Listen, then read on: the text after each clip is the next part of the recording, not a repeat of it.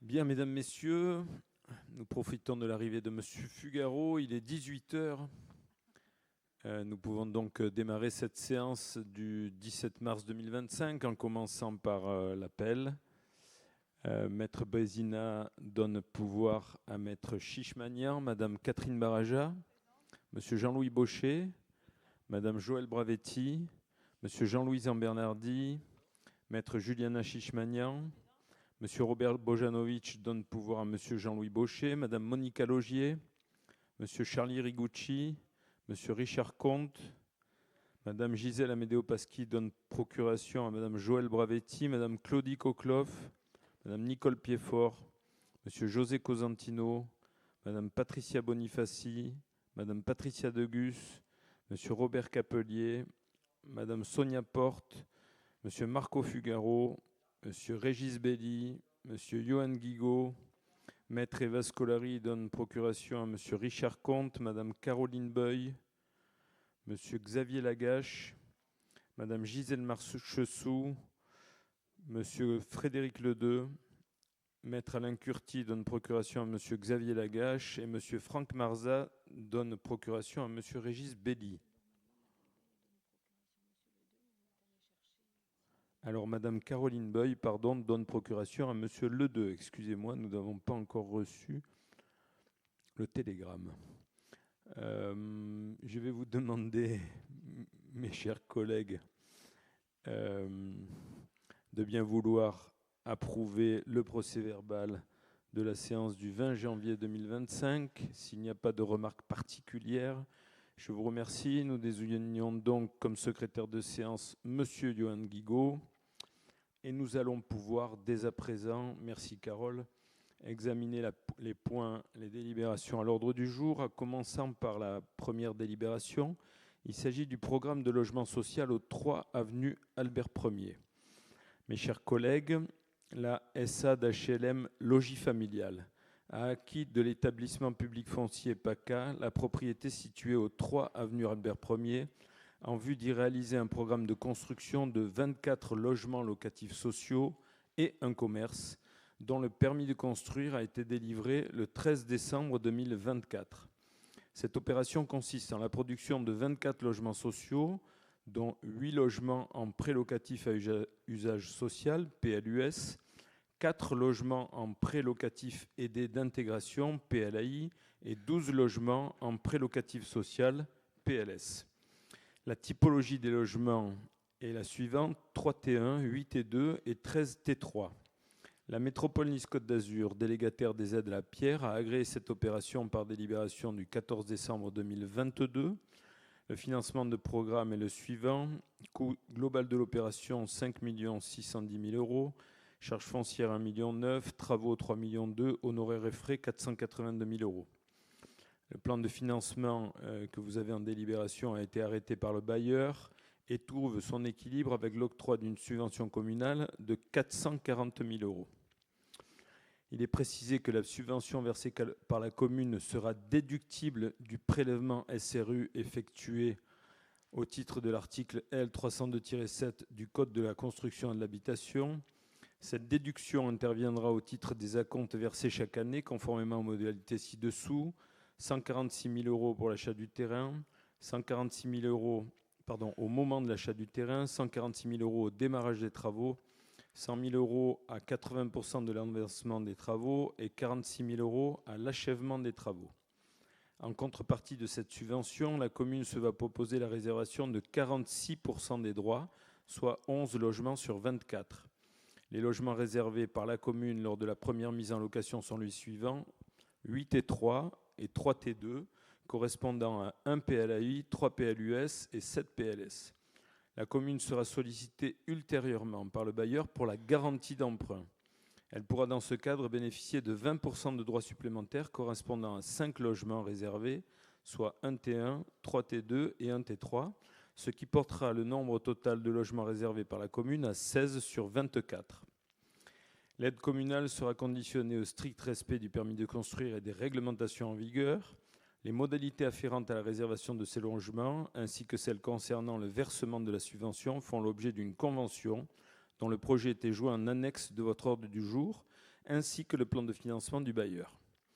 Aussi, je vous demande de bien vouloir attribuer une subvention de 440 000 € pour la création de ces 24 logements, dont le versement interviendra à compter de l'exercice 2025. M'autoriser ou mon représentant à signer l'accord de contrepartie de réservation entre la commune et la SA d'HLM Logis Familial, ainsi que tout autre document qui découlera de sa mise en œuvre et portant sur la réservation dans le programme 3 avenue Albert Ier de 11 logements locatifs sociaux au titre de la subvention foncière et de 5 logements locatifs sociaux au titre de la garantie d'emprunt à intervenir. Les crédits nécessaires à ces dépenses seront inscrits au budget correspondant. Voilà, mes chers collègues, s'il y a des questions.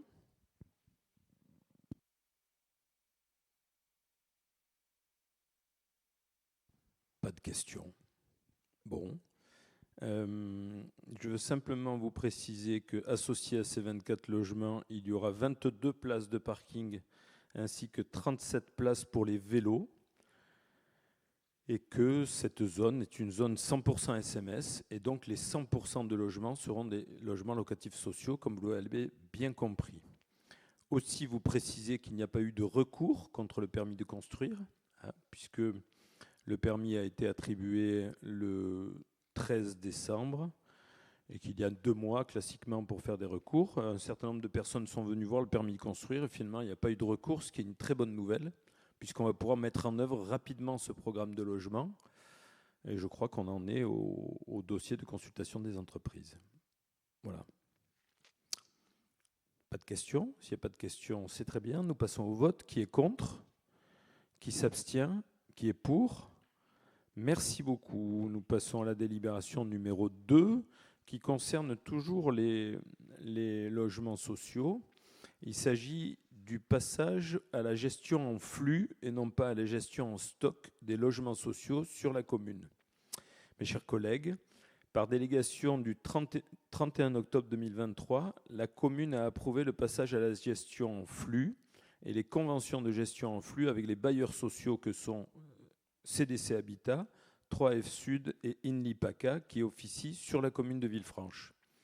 La gestion en flux s'exerce par bailleur et par réservataire et se traduit par une convention bilatérale d'une durée de 3 ans conclue entre chaque bailleur et chaque réservataire. L'année de 2024 a été une année d'expérimentation du dispositif. Suite à cette période d'expérimentation, il convient de procéder à l'actualisation des conventions et à leur ajustement par voie d'avenant. L'avenant a pour objectif, premièrement, de préciser les modalités d'actualisation et de suivi des conventions, et deuxièmement, d'actualiser le taux de réservation et l'estimation du flux de logement à mettre à disposition de la commune pour 2025. Ainsi, pour le bailleur social CDC Habitat, qui gère donc les 82 logements du Rochambeau, le flux de logements estimé à la disposition de la commune est de 3 pour 2025. Pour les bailleurs sociaux, 3F Sud, qui gère la Villa Betty, où il y a 5 logements, et pour le bailleur social Inlipaka, qui gère les logements sociaux de la Barmassa, le taux de rotation étant de 0%, le flux de logements à disposition de la commune est de 0. Et là, on touche au problème des logements sociaux, où il y a vraiment très très peu de rotation.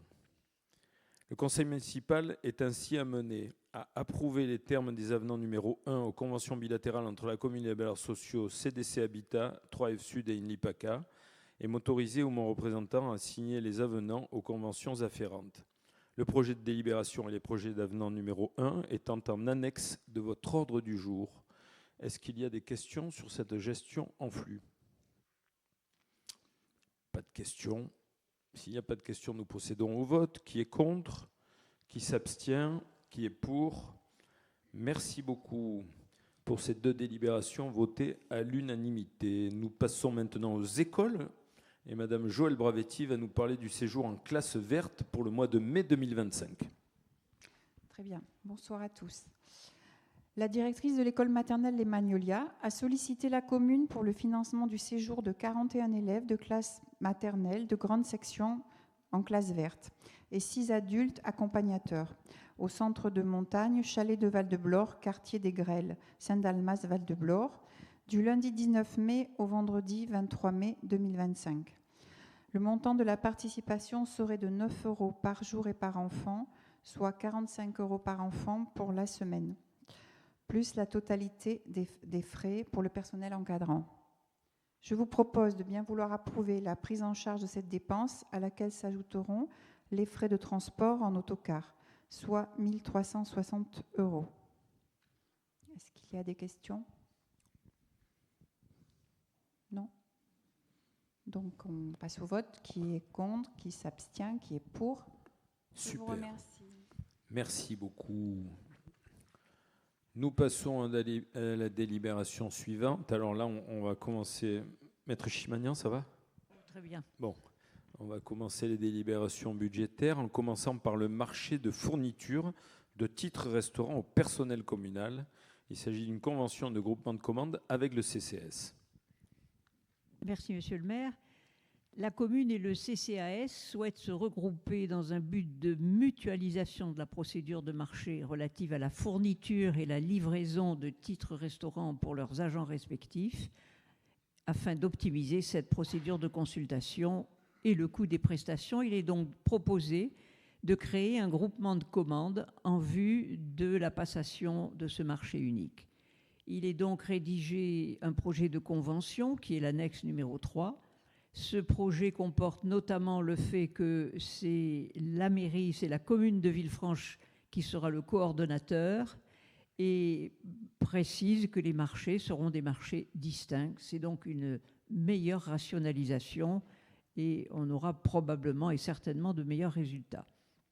Il est donc proposé au conseil municipal d'autoriser la constitution de ce groupement de commandes entre la commune et le CCAS, d'approuver les termes de la convention portant création du groupement de commandes en vue de participer ensemble à l'achat des titres restaurants, de désigner la commune comme coordonnateur du groupement de commandes et la commission d'appel d'offres sera celle du coordonnateur, donc celui de la mairie, et d'autoriser monsieur le maire ou son représentant à signer la convention et toutes les mesures d'exécution qui en découlent.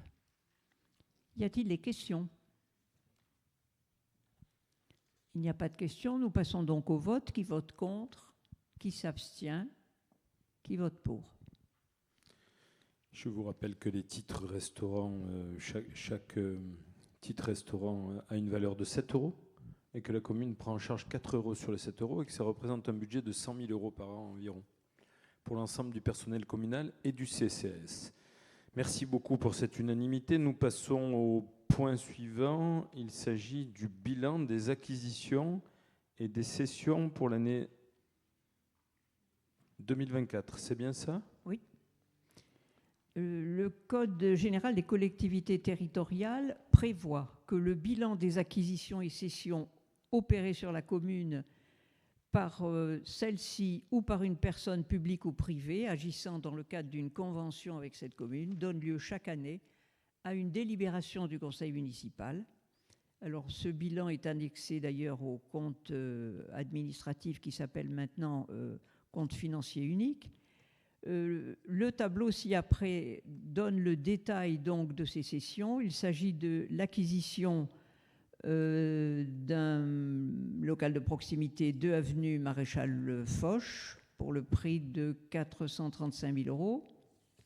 Et vous avez ensuite le projet de logements sociaux dont monsieur le maire a parlé précédemment, 3 avenue Albert Ier, puisque nous sommes liés avec une convention avec le logis familial.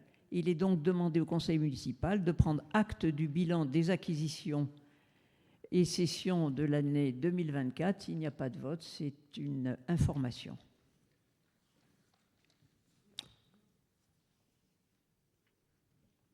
On peut toujours poser des questions, mais c'est une information.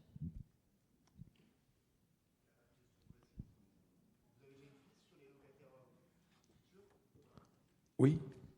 Oui, nous, à l'ancienne pharmacie, oui, nous souhaitons installer un commerce de bouche. Et la deuxième acquisition, c'était EPF PACA, c'est pour les logements sociaux. Mais nous avons à l'heure actuelle une politique d'acquisition foncière, en particulier autour de l'octroi. Et c'est effectivement pour revitaliser le commerce dans le cadre du futur parking sous le stade. On passe à la délibération suivante, s'il vous plaît. Merci beaucoup. Il s'agit de l'adoption du compte financier unique 2024 et du budget principal. Maître Chichmanian. Merci, monsieur le maire. Alors, le compte financier unique, c'est un document nouveau pour nos oreilles, bien sûr, puisque c'est un document commun entre l'ordonnateur et le comptable public. Ce document commun se substitue au compte administratif qui était rédigé par la commune et au compte de gestion qui était rédigé par le trésorier. C'est une nouveauté qui est en fait une information financière plus simple et plus lisible, si bien qu'il simplifie non seulement les procédures, et sa production est totalement dématérialisée, ce qui veut dire que ça permet un contrôle simultané, si on veut, à la fois du trésorier et de la ville, et c'est communicable à la préfecture dès que nous l'aurons adopté. Nous avions jusqu'au budget 2026 pour prendre cette mesure, mais nous avons donc un an d'avance. La commune de Villefranche remplit donc les conditions pour la création de ce compte financier unique, donc l'adoption de la nomenclature comptable M57 et la dématérialisation de ces documents, permettant donc des échanges dématérialisés avec la préfecture et le comptable.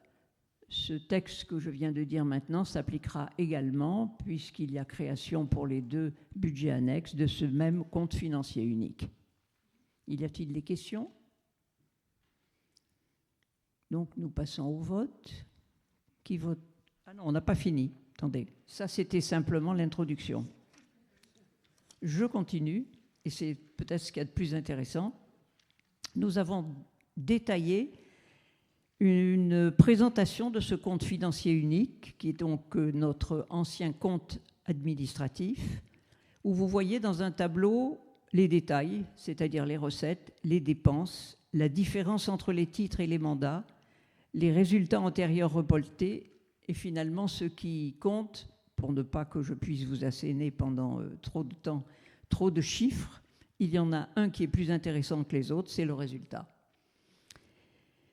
Le solde est excédentaire de 3 729 533,22, auquel nous ajoutons les restes à réaliser de 552 060,99, et notre résultat final cumulé est excédentaire et il est de 4 281 594,21. Je crois que s'il n'y avait qu'un seul chiffre à retenir, ce serait celui-là. C'est la raison pour laquelle je me suis un peu appesantie. Donc je vais très rapidement rentrer dans ce détail de bilan financier. En section de fonctionnement, donc je parle de l'année 2024 bien sûr, les dépenses, les prévisions votées pour les dépenses de fonctionnement s'élèvent à 12 322 448, mais en fait, celles constatées et réalisées sont de 11 910 146,28. Ainsi, les dépenses à caractère général, celles qui sont toujours les mêmes, la fourniture de frais, télécommunications, énergie, assurance, entretien du patrimoine, entre autres, ont été à hauteur de 2 422 457,45. Les charges de personnel ont été de 7 96 145,81. Nous avions prévu une somme supérieure. D'ailleurs, on a toujours prévu une somme très légèrement supérieure. Et nous en tenons toujours à des sommes qui sont évidemment en dessous. Les atténuations de produits s'élèvent à 710 938,65. Les charges de gestion courante qui couvrent principalement les participations obligatoires aux organismes publics, la subvention du CCAS, les subventions aux associations et autres personnes de droit privé sont pour un montant de 1 502 408 €. Les charges financières sont de 161 663,38 et les charges exceptionnelles, 16 532,99. Pour ce qui concerne les recettes, ces recettes réelles de fonctionnement en 2024 se sont élevées à 14 755 904,48. Les plus significatives sont les suivantes. Les produits des services, 1 367 320, dont le remboursement des frais de personnel mis à disposition, 416 573,61. Le produit de la fiscalité directe, 9 83 942. Les autres produits de fiscalité, notamment la taxe sur l'électricité, 420 555,39. La taxe additionnelle aux droits de mutation s'élève à 2 777 108. La dotation globale de fonctionnement, 208 207, qui diminue comme peau de chagrin tous les ans. Les revenus des immeubles s'élèvent à 399 911. Pour la section d'investissement, les dépenses réelles d'investissement s'élèvent à 3 279 019,52, parmi lesquelles les immobilisations incorporelles pour 85 404,53 euros, ce sont les frais d'études et logiciels. Les subventions d'équipement versées pour 98 811,23, le fonds de concours versé à la métropole Nice-Côte d'Azur et la subvention au groupe Vilogia. Les immobilisations corporelles pour 907 714,11, dont l'amélioration des bâtiments publics, les acquisitions foncières pour 518 900, acquisition de véhicules, matériel informatique. Les immobilisations en cours, que sont les travaux, pour une somme de 1 302 362, dont essentiellement les travaux de la citadelle pour 645 123,69, la création de la boutique des musées pour 73 541, la rénovation du bâtiment du Sacré-Cœur, 176 832,98, le jardin de l'Aire Saint-Michel, 56 293. Le remboursement de l'annuité des emprunts souscrits en capital, 882 733,48. Pour ce qui concerne les recettes, et notamment les recettes réelles de la section de fonctionnement, elles ont été constatées à hauteur de 902 612,73, dont principalement les subventions d'investissement reçues, restauration des œuvres des musées pour 36 779, et subventions reçues pour les logiciels des musées, 10 000 euros. Le fonds FCTVA, 692 746,33. Il vous est donc demandé de vous prononcer sur le compte financier unique dont je viens de vous donner les détails maintenant sur l'année 2024. Lorsque nous en serons au stade du vote, Monsieur le maire devra quitter la salle, s'il veut bien. Est-ce qu'il y a des questions ?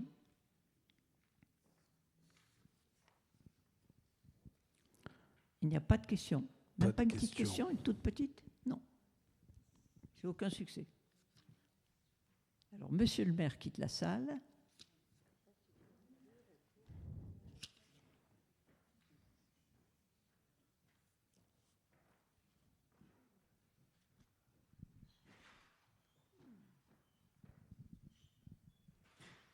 Nous passons au vote. Qui vote contre ?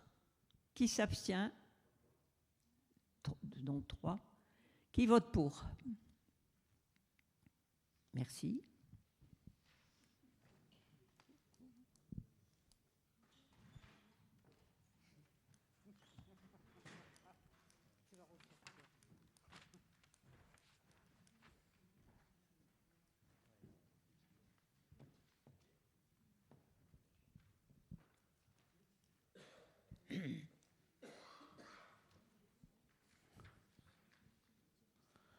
Oui. Donc, très bien, merci beaucoup pour ce vote. Nous passons à la délibération suivante. Il s'agit de l'adoption du compte financier unique 2024 pour le budget annexe des parcs de stationnement. Maître Chichmanian. Merci, Monsieur le maire. Donc, je ne vous dis plus ce qu'est le compte financier unique, puisque je vous ai exposé ce qu'était cette nouveauté. Et la présentation générale du compte financier toujours au regard de ce tableau très expressif où figurent les recettes, les dépenses, la différence entre les titres et les mandats, aboutissent à un solde intéressant, excédentaire de 1 772 488,99, moins les restes à réaliser de 93 130,70, si bien que le résultat cumulé pour ce qui concerne le budget des parkings est également excédentaire d'1 679 358,29.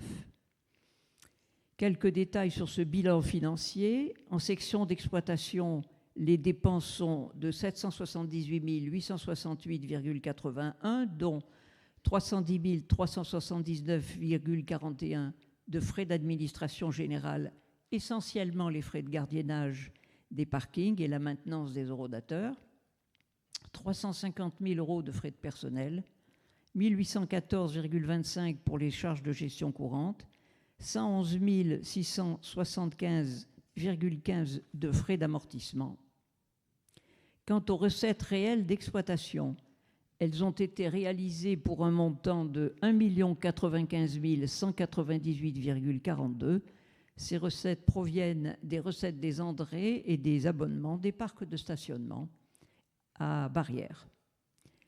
En section d'investissement, les dépenses réelles sont de 325 261,34, dont 262 217 de frais d'études et travaux des parkings des Marinières, 17 669 de barrières parking, 11 039 d'études et travaux d'éclairage public parking Wilson, plantation des arbres, diagnostic de structure du parking Barmassa, du mobilier urbain. Le montant des recettes d'investissement de l'exercice est composé des amortissements et de l'affectation de résultats 2023 d'un montant de 99 064,50. Il vous sera donc demandé de vous prononcer sur ce compte financier unique des parkings après que vous posez éventuellement des questions et que Monsieur le maire ait quitté la salle, s'il lui plaît. Y a-t-il des questions? Non. Bien, je précise que, Maître Chichmanian, au moment où je quitte la salle, la présidence de séance est donnée à Madame Baraja, deuxième adjointe. Voilà, je reviens.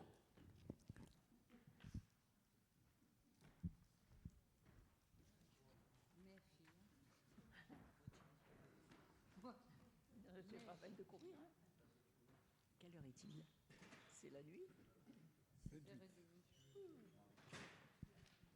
Donc nous passons au vote. Qui vote contre? Qui s'abstient? 3. Qui vote pour?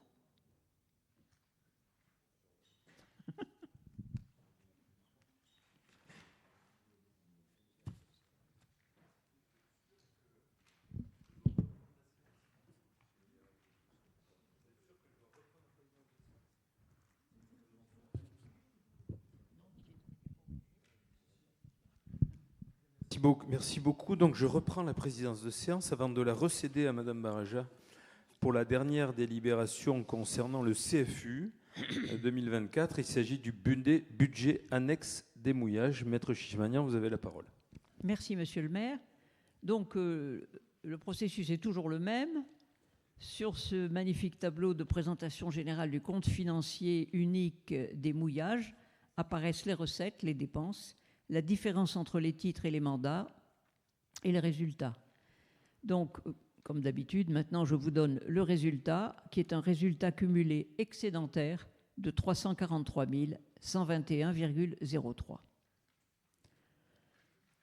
Le bilan financier et les détails sont rapidement les suivants. Section d'exploitation, les dépenses d'exploitation sont de 120 094 euros, 25 023 de charges à caractère général, donc comme d'habitude, carburant, location de bateaux, zone de bouillage, etc.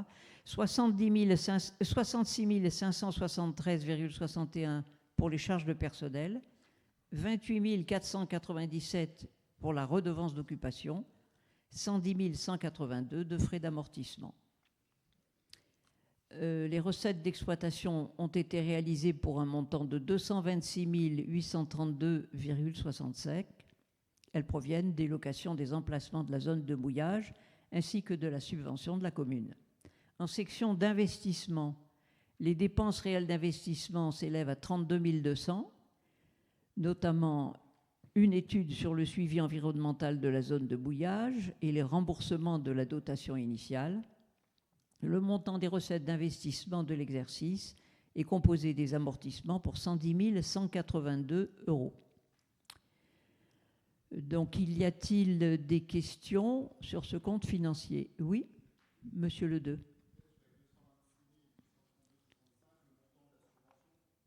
Je n'ai pas entendu. Si vous prenez le micro, ça ira peut-être mieux pour moi.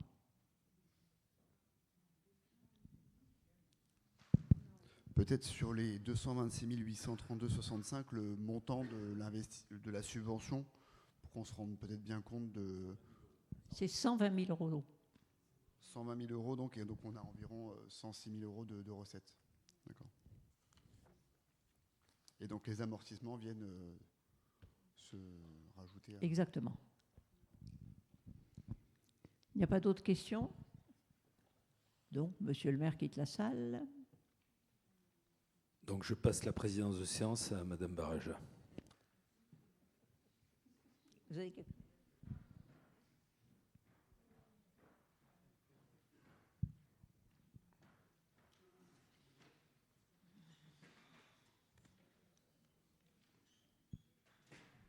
Donc nous passons au vote. Qui vote contre?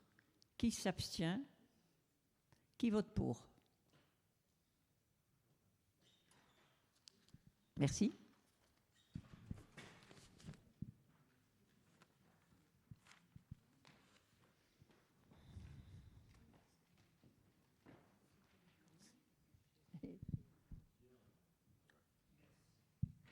Beaucoup, maître Chichmanian. Merci, mesdames, messieurs, pour votre vote. Nous continuons sur les délibérations budgétaires par l'affectation des résultats du budget principal sur le compte financier unique. Maître Chichmanian. Merci, monsieur le maire.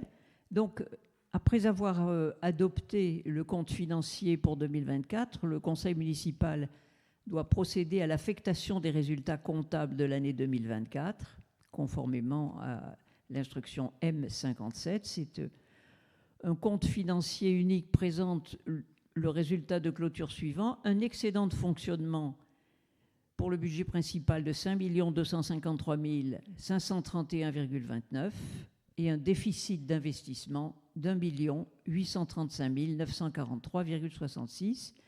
Je vous propose d'affecter les résultats comme suit et de reporter les crédits au budget primitif 2025, et s'ensuit un tableau comportant le résultat de fonctionnement avec le résultat de cumul à affecter pour 5 253 531,29, un solde d'exécution d'investissement 971 937. Donc l'affectation le résultat est donc affectation en réserve 971 937,68, résultat de fonctionnement reporté 4 281 594,21 et un solde d'exécution de la section d'investissement reporté 1 523 998,07. Y a-t-il des questions? Donc nous allons passer au vote. Qui vote contre? Qui s'abstient? 2, 3. Qui vote pour? Merci beaucoup. Délibération suivante, la même affectation des résultats pour les parcs de stationnement. Merci, monsieur le maire. Donc, le compte financier unique de résultats des parkings présente un résultat de clôture suivant: un excédent de la section d'exploitation 1 917 544,71 et un déficit d'investissement 214 747,51. Donc, le résultat de fonctionnement a affecté 1 917 544,71, un solde d'exécution d'investissement et un besoin de financement total de 238 186,42.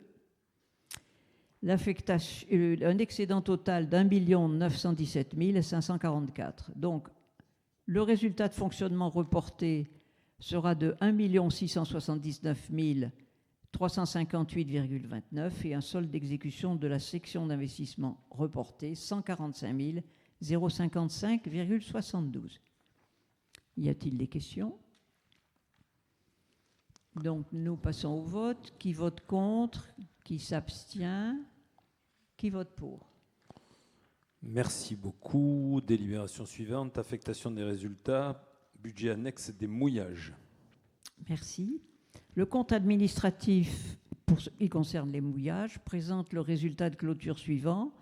Un excédent de fonctionnement de 5 189,13 et un excédent d'investissement de 52 318. Donc les résultats de fonctionnement sont le résultat affecté de 5 189,13. En investissement, 0. Et l'affectation est donc le résultat de fonctionnement reporté, 5 189,13. Et le solde d'exécution de la section d'investissement reporté, 337 931,90. Y a-t-il des questions? Pas de questions. Donc nous passons au vote. Qui vote contre? Qui s'abstient? Qui vote pour? Merci beaucoup, Maître Chichmanian, pour ces délibérations sur l'exercice 2024. Je voudrais juste dire un mot pour remercier tous les élus et tous les employés municipaux, et en particulier notre service des finances, notre directrice générale des services, et donc tous les gens qui travaillent à Villefranche pour l'intérêt général, dans le service public, à la mairie et au CCAS, dans les écoles, parce que ce budget 2024, c'est le signe de la qualité de leur gestion au quotidien. C'est vrai que des fois, on se dit on pourrait en faire un peu plus. Moi, je dis simplement qu'on fait le maximum et qu'on a comme principe de gérer parfaitement au jour le jour l'argent public. Et donc, je voulais vraiment remercier tous les services, que chacun des adjoints, des conseillers municipaux puisse passer le message aux chefs de service, aux employés, dans tous les services. Il faut quand même noter que, cumulé, nous avons un excédent sur les 3 budgets de 6,3 millions d'euros. C'est-à-dire que notre excédent budgétaire, c'est quasiment le double de la dette communale. Et donc vraiment ce budget, après 10 ans d'exercice, 11 ans maintenant je crois même, c'est le signe d'une gestion rigoureuse qui a permis vraiment de donner une santé financière solide à la commune de Villefranche-sur-Mer.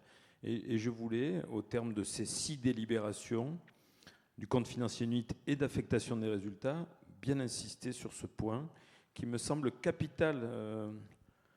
Vous verrez que nous allons maintenant aborder le débat d'orientation budgétaire qui va donner les orientations budgétaires pour 2025 et qui reprendra un certain nombre de chiffres de l'année 2024.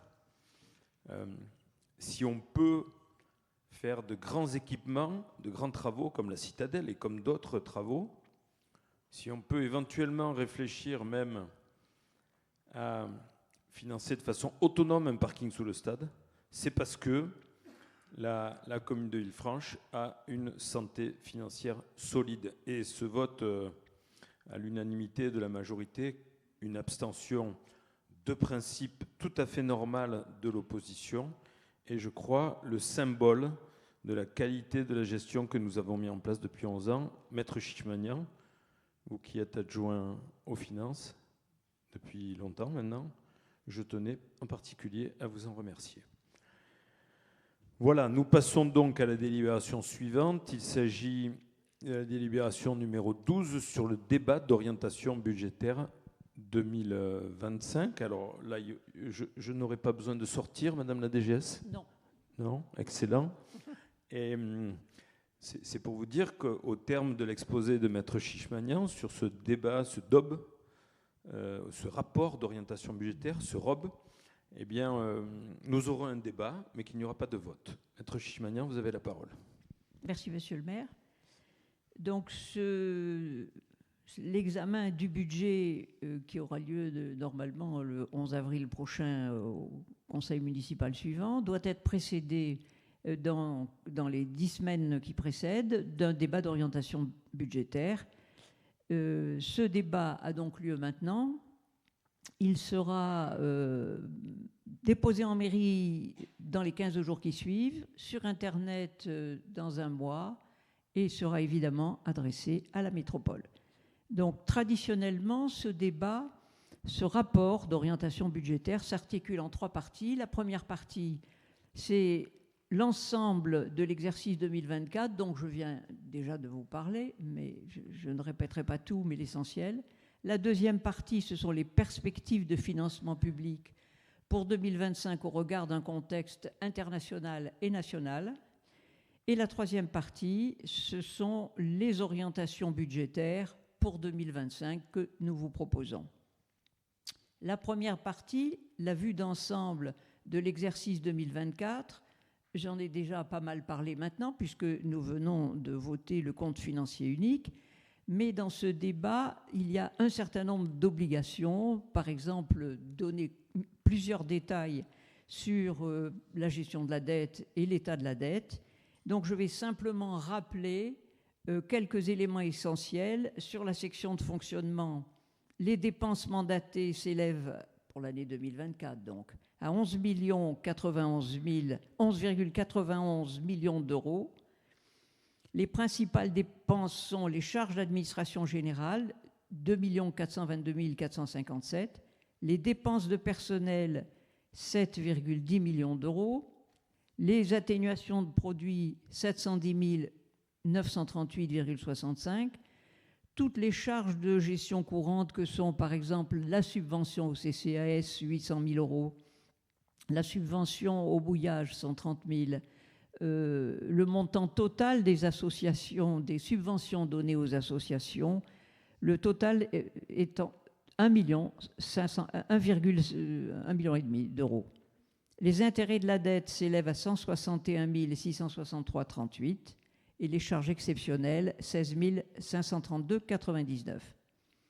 Les recettes s'élèvent à 14,76 millions, dont les impôts et taxes pour 12,30 millions d'euros, la fiscalité directe avec la prise en compte de la surtaxe des résidences secondaires, 9 83 942, les droits de mutation, 2 777 108, les dotations aux participations, 463 696,78, la dotation globale de fonctionnement attribuée à la commune a encore baissé, puisque maintenant c'est 4% de moins, 208 000 euros. Les recettes de produits et services, 1 367 320 et les autres produits de gestion courante, 486 516,83. En section d'investissement, les dépenses s'élèvent à 3,28 millions d'euros. Les principales dépenses sont les dépenses d'équipement, les immobilisations corporelles, les travaux en cours d'un montant de 1 302 962,49 qui ont permis essentiellement la restauration des biens communaux et aussi de la citadelle. Le remboursement du capital de la dette représente 883 609,88. Puisque nous devons donner des détails sur l'état de la dette, le capital restant dû des emprunts en fin décembre 2024 est de 4 531 043,56. Le résultat de fonctionnement cumulé au 31 décembre 2024 est de plus, donc excédentaire, 5 253 531,29, contre plus de 3 millions en 2023, donc nous progressons toujours. L'épargne brute de la commune, 2 845 758, c'est en fait ce qui nous permet d'une part de rembourser l'emprunt pour 2025 à hauteur de 715 971 et d'autre part et surtout un autofinancement de 2 129 786. Il y a un tableau très intéressant d'ailleurs, mais je vais vous lire que 2 ou 3 chiffres. Quelle était la dette, le montant de la dette en 2019, c'est-à-dire à la veille de la deuxième mandature Trojani? La dette était de 7 838 000. Elle est, fin 2024, de 4,5 millions. L'encours par habitant en 2019 était 1 525 € et la dette par habitant en 2024 est de 900 €. La capacité de désendettement était en 2019 de 4,2 ans. Elle est maintenant d'1,59 an. Je préciserai que pour les strates de même dimension que Villefranche, c'est 3,4 ans de désendettement. Les recettes réelles d'investissement s'élèvent pour 2024 à 902 612,73, auxquels s'ajoutent les restes à réaliser. Nous abordons maintenant la deuxième partie qui concerne les perspectives des finances publiques pour 2025, qui est une deuxième partie relativement démoralisante parce qu'il suffit d'ouvrir la télévision pour se rendre compte que le contexte international est délicat, pour être très poli, et l'économie mondiale enregistre à l'évidence un recul de l'inflation et une stabilisation de la croissance. Donc je ne vais pas vous lire des choses démoralisantes, si ce n'est vous rappeler que la zone euro devrait, puisque c'est au conditionnel, se redresser à un rythme moins soutenu car il y a trop de tensions géopolitiques. Ainsi, la croissance devrait passer d'un taux faible de 0,8 en 2024 pour remonter à 1 en 2025. Enfin, ne parlons pas des incertitudes qui pèsent sur l'activité économique en France en 2025 puisque le déficit public s'est aggravé. Il reste seulement pour ce qui pourrait nous intéresser maintenant, c'est que malheureusement, il y a de fortes restrictions qui sont imposées en 2025 pour les collectivités. Le projet de loi de finances 2025 a été définitivement adopté. Vous avez vu le parcours chaotique du Parlement. Cette adoption s'accompagne de lourdes contraintes budgétaires pour les collectivités. Les fractions de TVA, de taxes sur la valeur ajoutée allouées en 2025 aux collectivités territoriales sont gelées au niveau de l'année précédente, soit un manque à gagner de 1,2 million d'euros. Le fonds vert destiné à soutenir la transition écologique des territoires voit ses autorisations d'engagement réduites de 2,5 millions à 1,5 million.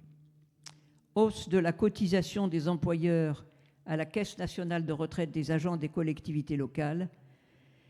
Je pense que je vais arrêter de nous démoraliser. Je vais quand même dire que la cotisation employeur passera de 31,65% en 2024 à 43,65%, soit une hausse cumulée de 12 points. Parmi les autres mesures, il convient de relever 350 millions d'euros de baisse du volume de DGF, de dotation globale de fonctionnement. Ça fait de toute façon 10 ou 15 ans qu'on est habitué à ces baisses. Et 150 millions d'euros de baisse de la dotation de soutien à l'investissement local. Voilà, alors nous cessons de se démoraliser pour se pencher vers la troisième partie, qui est peut-être la plus importante et la plus intéressante pour nous. Ce sont les orientations du budget 2025. La commune souhaite poursuivre une politique budgétaire volontariste qui s'articule autour de 11 axes. D'abord, la maîtrise des dépenses de fonctionnement. Deuxièmement, la poursuite des grands travaux, restauration de la citadelle, réhabilitation des tennis de l'Ange Gardien et de la Barmassa, du jardin d'enfants du parc à charbon à la Darse. Troisièmement, acquisition foncière, notamment les anciens locaux de la Banque populaire et de la Caisse d'épargne. Nous allons envisager de le faire très, très sérieusement. Quatrièmement, l'entretien des bâtiments communaux, toujours avec les travaux d'économie d'énergie, d'accessibilité des bâtiments et la rénovation du parc privé de la ville. Cinquièmement, financement des projets d'investissement par l'autofinancement, ce qui veut dire clairement que nous ne ferons pas d'emprunt. D'ailleurs, cette année, nous n'avons même pas inscrit la possibilité d'un emprunt, ce que nous avions fait l'année dernière. Sixièmement, la stabilité des taux d'imposition directs locaux. En clair, nous n'augmentons pas les impôts, même si les bases de l'État sont augmentées, nous n'augmentons pas les taxes. Septièmement, maîtrise de la dette à un niveau raisonnable, nous continuerons à désendetter. Maintien des tarifs des usagers pour la cantine scolaire. Neuvièmement, stabilité des subventions allouées aux associations. Dixièmement, entretien et rénovation du patrimoine culturel. Donc nos 3 musées sont toujours en cours de travaux.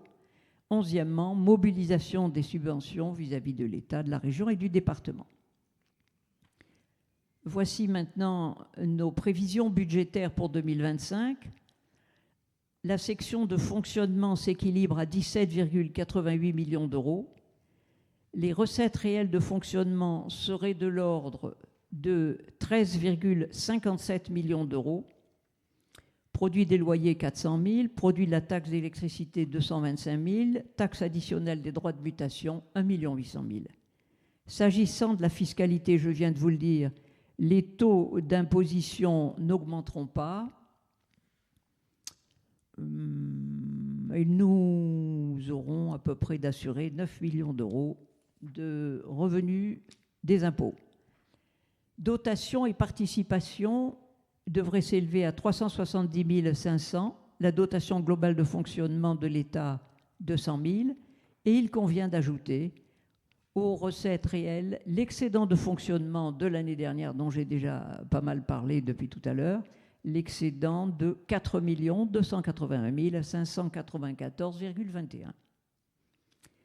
Pour ce qui concerne les dépenses de fonctionnement, elles seraient de l'ordre de 12,80 millions d'euros, notamment l'ensemble des charges à caractère général, assurance, location, carburant, électricité, enfin, de quoi faire fonctionner la mairie et ses bébés, pour 2,66 millions d'euros. Les charges de personnel seraient une enveloppe de 7,5 millions d'euros. L'attribution de compensation que nous devons verser à la métropole, 303 483.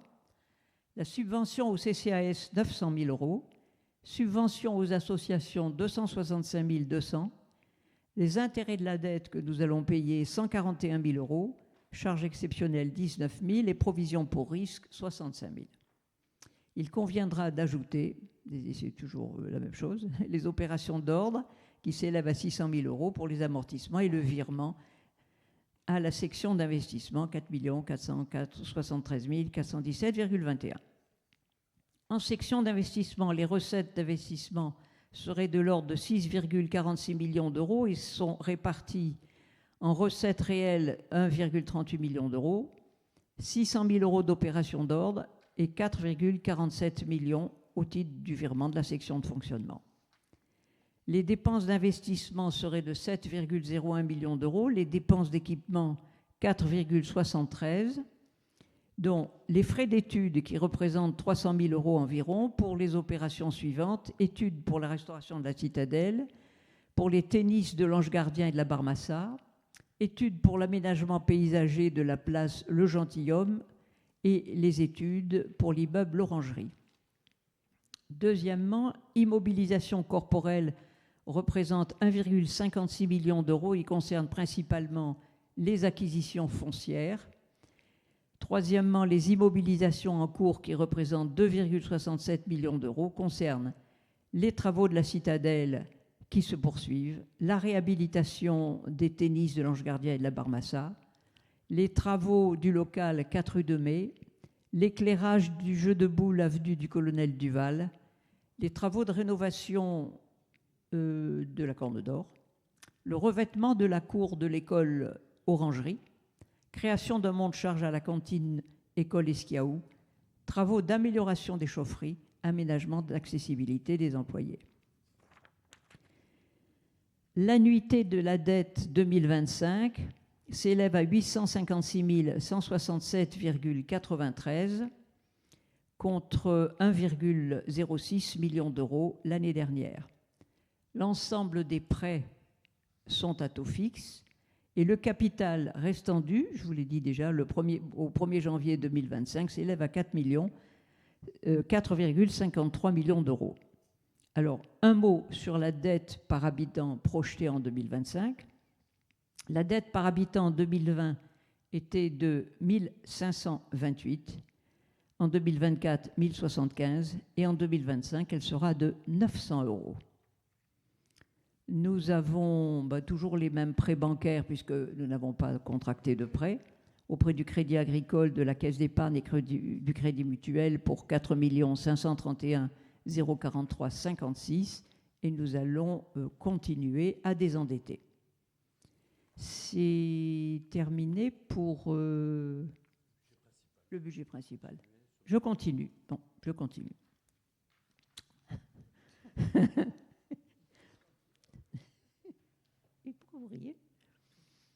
Alors, le budget des parkings, il devrait s'équilibrer pour 2025 à 4 millions d'euros. En section de fonctionnement, 2,2 millions. En section d'investissement, 1,8 million. En section de fonctionnement, l'ensemble des charges à caractère général et contrats de surveillance des parkings pour 333 000 €, dont 60 000 € au titre de l'allocation des sanitaires à la plage des Marinières, le virement de la section d'investissement de l'ordre de 1 412 359 €, les charges de gestion courante et exceptionnelles pour 30 000 €. Les recettes concernent les redevances des parkings pour la somme de 610 000 € et l'excédent reporté d'1 679 358,29 €. La section d'investissement regroupe les frais d'études, notamment l'étude paysagère de la promenade des Marinières, les immobilisations corporelles, bornes et caisses par ticket thermique, camions-bennes, écrans vidéo, onduleurs pour les caisses, panneaux de signalisation, tout cela pour 94 000 € environ. Les immobilisations en cours pour 1,3 million, enrobées de la chaussée des Marinières et Wilson, rampe et garde-corps, éclairage du parking Wilson. C'est terminé pour le débat d'orientation budgétaire des parkings. Je continue sur les mouillages.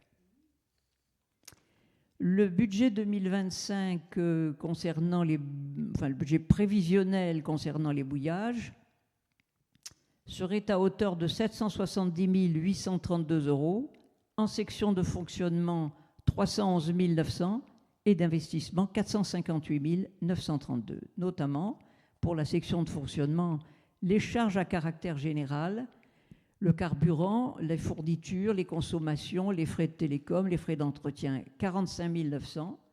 Charges de personnel, 83 000 €. D'autres charges de gestion courante dont on ne parle pas souvent. Le budget des mouillages verse chaque année une redevance à l'État en échange de l'occupation du plan d'eau, 60 000 €. Les recettes d'exploitation. Moi, j'aime pas payer. Les recettes d'exploitation sont principalement issues des recettes prévisionnelles liées à l'exploitation de la zone de mouillage et de la subvention de la commune.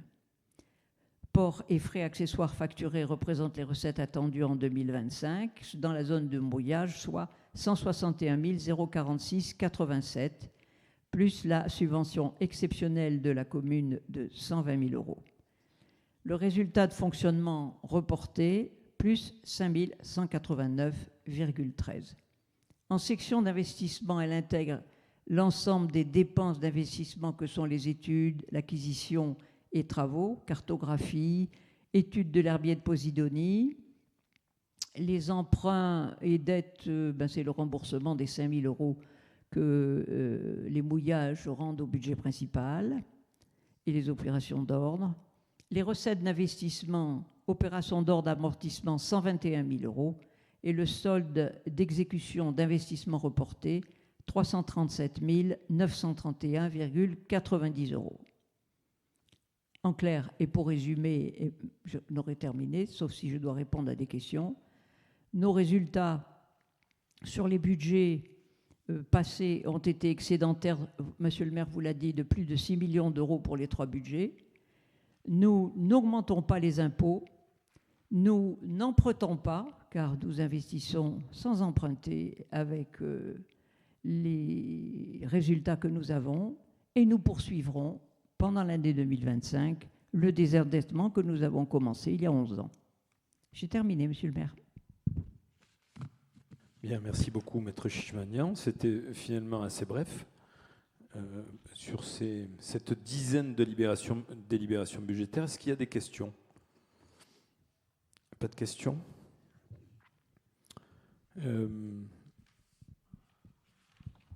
Donc, le débat est déjà clos. Ah, monsieur Le Deux. Merci. Peut-être s'assurer qu'au niveau des projets dont vous avez parlé, notamment des tennis de l'Ange Gardien, les actuels exploitants soient intéressés aux futurs projets que vous avez. Les Villefranchois, globalement, quand vous avez des idées de renouveau ou de réhabilitation, et les exploitants souhaitent être au courant du fait d'être intéressés à ces nouveaux projets, tout simplement, c'est souvent une crainte que les gens peuvent avoir, à juste titre. Bien sûr, tout le monde va être informé, hein, tout le monde l'est déjà, mais je peux le repréciser. Vous avez tout à fait raison. Nous allons très très bientôt démarrer les travaux de rénovation des tennis de la Barmassa, où il y aura bientôt 3 terrains de tennis en terre battue tout neufs, et nous allons relocaliser le club de tennis municipal à la Barmassa.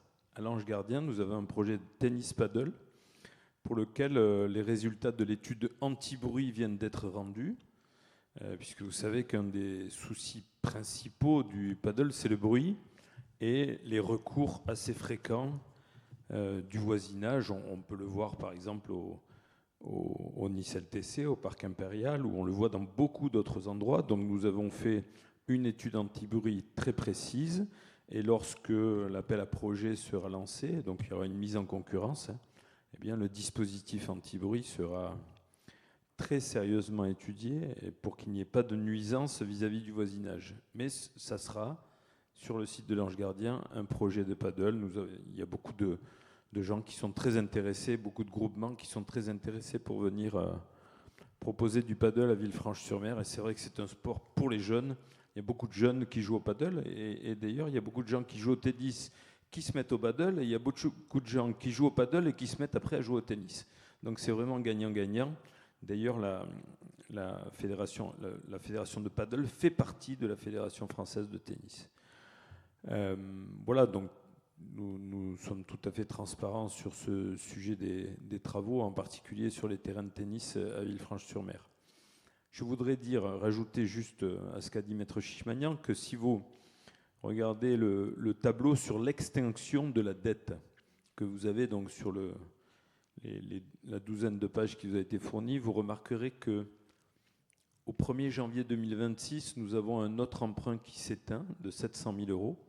Et donc, au 1er janvier 2026, dans un an, un peu moins d'1 an, nous aurons une dette à 3,8 millions contre 4,5 millions aujourd'hui. Et donc, effectivement, Maître Chichmanian, vous avez raison, sur les 11 axes de la commune, plutôt que de dire la maîtrise de la dette à un niveau raisonnable, nous aurions pu dire la poursuite du désendettement de la commune. Nous allons donc passer de 4,5 millions à 3,8 millions, ce qui fait que la dette par habitant va passer de 900 € à 760 €. Nous étions à 2000 à un moment donné. Donc c'est vraiment important, ce qui fait que la commune a la capacité de se désendetter en un an, ce qui est vraiment un excellent résultat. Pas d'augmentation des impôts, pas d'emprunt, une poursuite du désendettement, une poursuite aussi des grands projets. Voilà, moi je crois que ce sont des orientations budgétaires très solides. Et Maître Chichimania, encore une fois, je voulais vous en remercier. Une autre question, Monsieur Ledeux. Tout à fait. Je tiens également à féliciter l'équipe qui s'occupe des finances au quotidien. Est-ce que, par rapport à l'audit que vous avez réalisé via la CCI, vous allez tenir compte de leurs préconisations, sachant que, comme ils l'ont souligné, la disparition de la Poste et des banques sont deux éléments qui tuent le commerce. Oui, donc vous voulez parler du dynamisme commercial à Villefranche-sur-Mer, hein, l'étude qui nous a été présentée, qui est très, très claire. Aujourd'hui, la politique d'achat de la commune, c'est-à-dire qu'on acquiert des biens, c'est justement pour installer des commerces. Les banques ? Les banques, vous savez, Monsieur Ledeux, on ne les maîtrise pas trop. On fait leur travail, là, en ce moment. La commune, donc nous tous, faisons le travail des banques. On a un distributeur automatique de billets provisoire. Il y a un distributeur automatique de billets qui vient d'ouvrir aujourd'hui, qui vient d'être mis en fonctionnement vendredi, sur l'ancien site de la Banque Populaire Méditerranée, ancienne BPCA. Et nous sommes en train de mettre en place un distributeur automatique de billets communal. Mais on fait aussi le travail de la Poste, puisqu'on a ouvert une agence postale communale à la Maison France Service. Donc voilà, on compense autant que faire se peut le fait que les banques ne fassent plus leur travail traditionnel. Donc je pense que cette organisation qu'on met en place petit à petit va aller avec le retour des commerces à l'octroi. Alors, vous savez, on dit que l'octroi souffre beaucoup. Moi, j'ai fait le tour des commerces la semaine dernière. Je suis notamment allé voir le tabac, puisque la presse est revenue. La presse est revenue, comme Mathilde, vous voyez. Et donc, les commerces vont revenir. La parapharmacie, la pharmacie, la maison médicale. Bientôt, un commerce de bouche sur le lieu de l'ancienne pharmacie. Un audioprothésiste. Moi, j'ai vu des commerçants contents du dynamisme de l'octroi et je ne doute pas une seule seconde que quand nous aurons le parking, ce dynamisme sera encore démultiplié. Alors, je sais que à chaque fois que je parle du parking, vous opinez un peu du chef en vous disant... Non, je sais. Vous voulez que je le fasse pour vous? Allez-y, faites-le un peu, ouais, ça me fait plaisir. Merci beaucoup. Mais on va y arriver, Monsieur Ledeux, grâce à tous les Villefranchois. On sent presque une synergie, là. On y est presque. Encore un petit effort, je sens que vous venez vers moi, Monsieur Ledeux. Et donc voilà, on va y arriver tous ensemble. Et en particulier, je veux insister sur la santé financière de la commune. Vous voyez, quand, comment dirais-je, on a des partenaires qui rechignent un peu, on va le faire nous-mêmes. Pas d'autres questions? Monsieur Cosentino, avec plaisir. Je voulais juste rajouter quelque chose à propos des banques. Par exemple, je prends le cas de la BPCA. Il y avait une agence à Saint-Jean-Cap-Ferrat, il y avait une agence à Villefranche. Elles ont fermé toutes les deux, et aujourd'hui, la BPCA est à Beaulieu. Eh bien... Attends, José, excuse-moi, ils étaient déjà à Beaulieu. Hein. Oui, il y en avait trois. Voilà. Ils n'ont pas fermé à Villefranche pour ouvrir à Beaulieu. Non. Il y avait une agence dans chaque commune. L'activité de Saint-Jean et de Villefranche a été transférée sur Beaulieu. Et aujourd'hui, Beaulieu, avant ce transfert, fonctionnait avec 6 personnes. Aujourd'hui, il y a le directeur et un autre... et un chargé de clientèle, un chargé d'affaires. Ils sont 2 pour l'agence.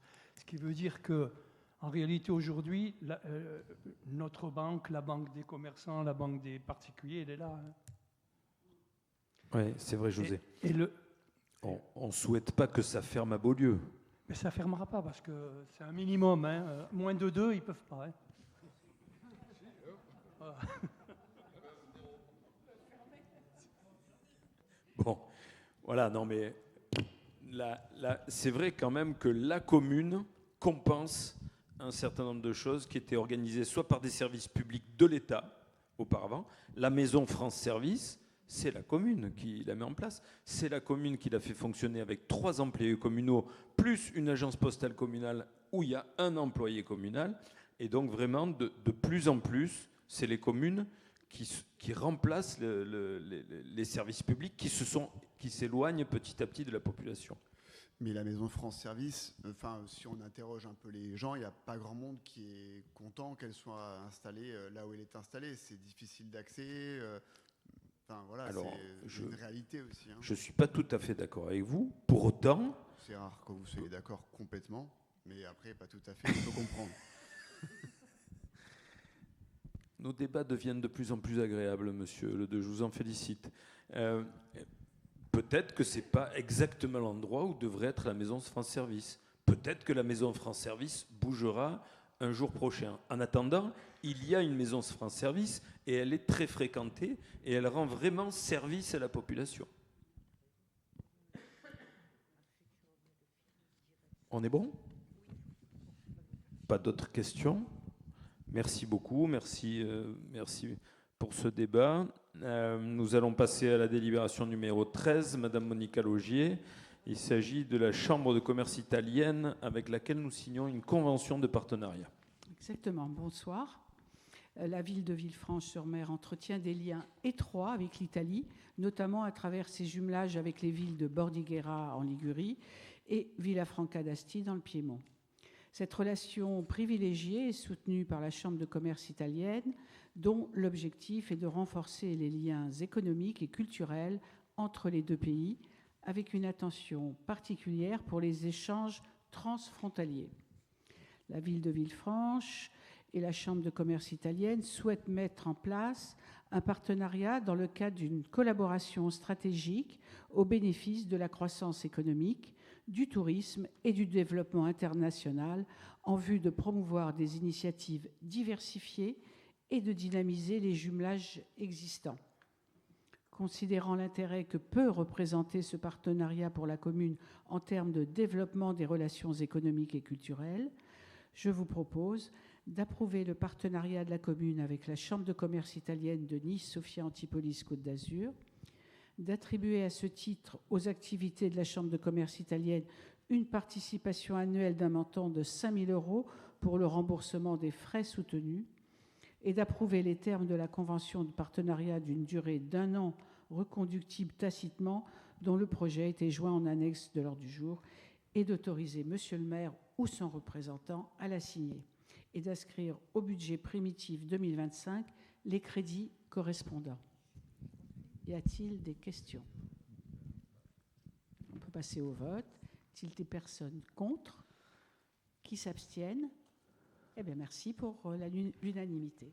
Merci beaucoup, merci Monica. Nous passons aux subventions pour les associations villefranchoises. Madame Coquelov, vous avez la parole. Alors, mes chers collègues, la ville de Villefranche-sur-Mer soutient au mieux les associations de la commune. Je vous propose de bien vouloir adopter les subventions qui étaient détaillées dans l'état joint en annexe de l'ordre du jour, dont le montant total s'élève à 207 700 €. Et en 2024, il était de 196 950 €. Les crédits afférés seront inscrits au budget primitif 2025 à l'article 6057-48. Y a-t-il des questions ? Non ? Super. Qui s'abstient ? Qui est pour ? Qui est contre ?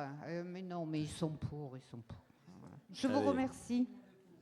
Il n'y a personne qui est contre, Claudie, pour les associations. Est-ce qu'il y a eu une abstention ? Pas d'abstention, tout le monde était pour.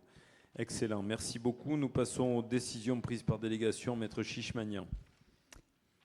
Par délibération du 4 juin 2020, le Conseil municipal a délégué à Monsieur le maire un certain nombre d'attributions limitativement énumérées. Le Code général des collectivités territoriales dit qu'il doit en rendre compte au Conseil municipal, et c'est ce qu'il fait, puisqu'il est joint en annexe numéro 10, les décisions qui ont été prises par Monsieur le maire et que vous trouverez donc énumérées. Il n'y a pas de vote, parce que c'est une information. Merci beaucoup. Je vous rappelle que nous avons une exposition à la Chapelle Saint-Elme jusqu'au 27 avril. Mardi, nous aurons une conférence de l'UVIA sur Pavarotti. Jeudi, le cinéma des seniors. Vendredi, le festin de la Bugada, le classique festin traditionnel sur la place Félix-Poulan. Samedi matin, une journée de nettoyage des fonds marins organisée par le département. Lundi 24 mars, la projection du film La Riviera et les Américains par l'association Les Américains la 6e flotte. Mardi 25 mars, le Portugal et ses incroyables conquêtes dans le cadre de l'UVIA. Mercredi 26 mars, un atelier numérique à France Service de 14h à 16h. Jeudi 27 mars, une conférence de l'IMEV Océan Mondial Sport et Océan à l'auditorium de la Citadelle. Mardi 1er avril, une conférence de l'UVIA à la redécouverte de la comtesse de Ségur. Du vendredi 4 au dimanche 20 avril, l'exposition d'Isabelle au foyer d'auditorium de la Citadelle. Vendredi 4 avril, les Olympiades interentreprises.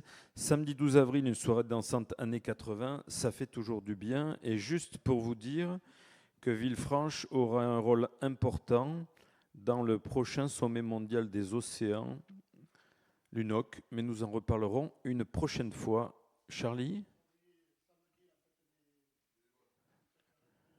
Excusez-moi, samedi, nous aurons samedi matin de 11h à 14h la fête des bénévoles qui ont organisé le trail urbain nocturne et le combat naval fleuri. Ce sera une belle fête pour tous les bénévoles de Villefranche.